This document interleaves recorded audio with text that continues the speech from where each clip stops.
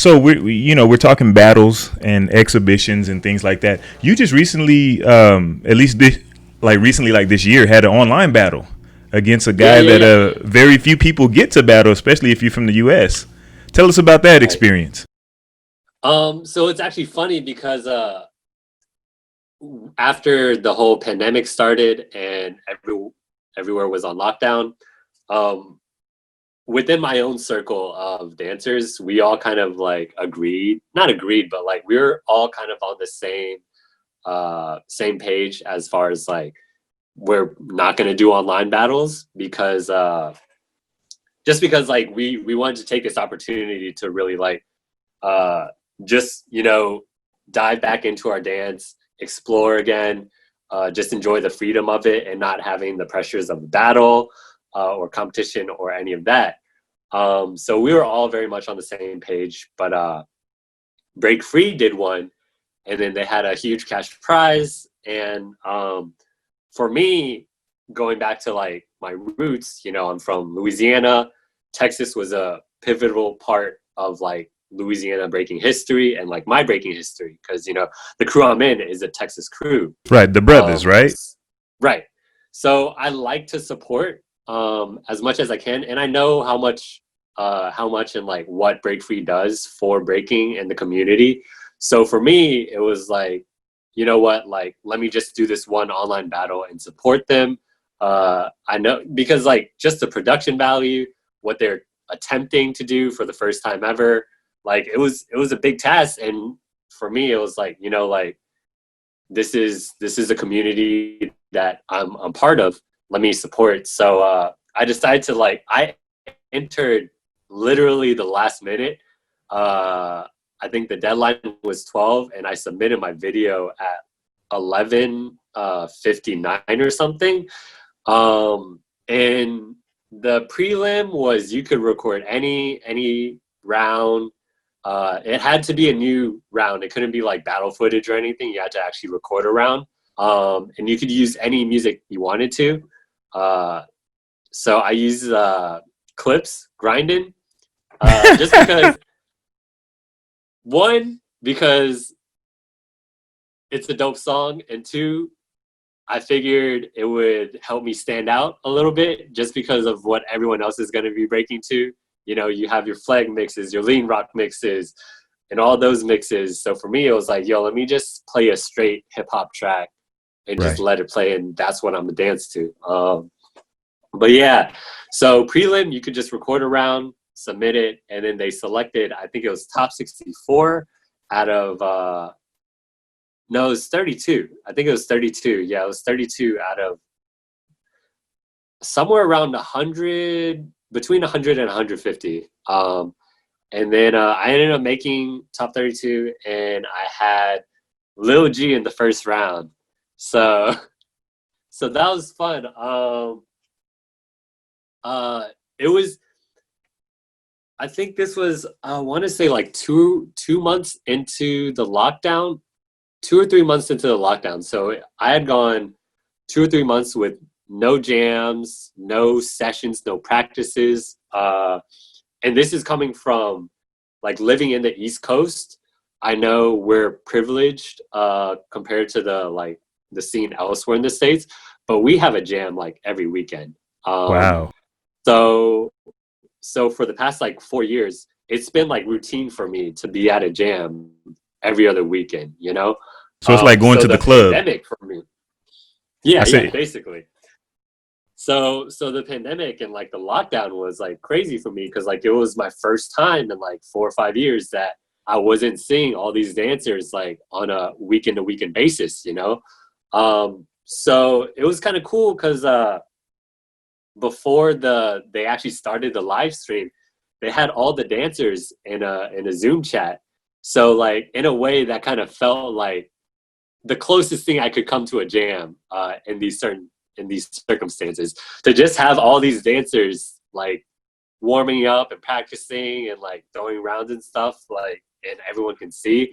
That was cool. And then the process they went through was, like once they started the live stream, they just sent everyone else on like a hide or something, and they would just have the two competitors visible, and then they play music through their live stream, and then we had to dance to that, and just hope your connection is good and the round looks good. But yeah, I ended up losing unanimously, but it's Lil G. It happens. My not excuse, but with the online battle experience, their music actually glitched up during my round. Like, it stopped. So it kind of messed my round up a little, but like, that aside, I did what I did. Lil G did what he did. The judges liked the battle. Obviously it was a big contrast in style.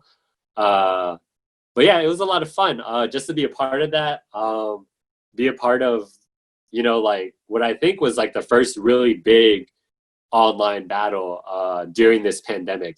They've thrown a lot at this point, but that was the first big one where it was like nationwide, worldwide, and like they had that kind of setup, where it's actually live and it's not like pre-recorded rounds.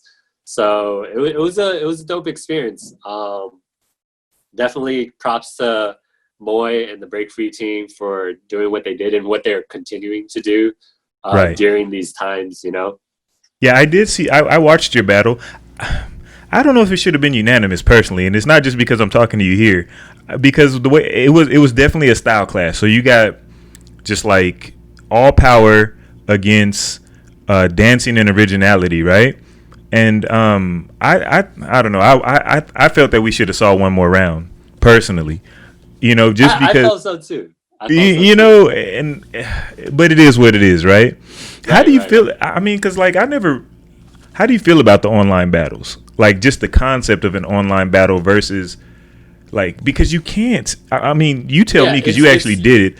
You can't mimic that energy. Breaking is about energy. You can't. It's hard. For me, like, I think it's a good placeholder for where we're at. Like, specifically, like, the times that we're in. I don't think it's going to be something that's going to happen post-pandemic. But in terms of like just how it is and the comparisons, like you said, like it's apples and oranges. Like it's day and night with like just the fact that like I'm battling someone in my garage by myself. Like, I was by myself in my garage by myself. And like, this guy's on a different continent. I don't actually. I forget where he was located at the time of his recording. I don't know if he was back in Venezuela or if he was in Las Vegas. But basically, like, thousands of miles apart. Obviously, the internet connection played a big deal for a lot of people. So that's another factor where, like, you obviously wouldn't have that happen in real life. I remember Data versus Gravity. Data's whole round, like, half of it was cut off, and they still judged the battle. And I was just like, but like, it was one of those things where, like, this was the first time they did this. They were gonna have these issues, and they did a good job with what they were given. And the show must go on. Yeah, show must go on. But like you said, it just doesn't compare to having an MC, having a crowd, having the live music, having the camaraderie, like, if your crew's backing you, or if you have, like, your people behind you and stuff. Yeah, it was just, it was a different experience altogether. It wasn't, I wouldn't say, yeah, it's just way too different, but it was fun. And like I said, it's a good alternative and a good a source for people to utilize in these times.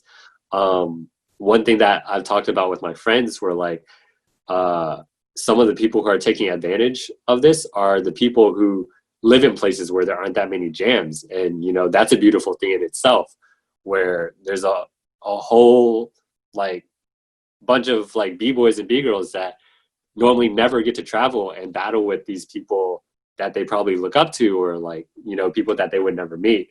So that's a dope thing that's come out of this. Right. Dope, man. And it's just crazy how like just worldwide breaking is now, you know?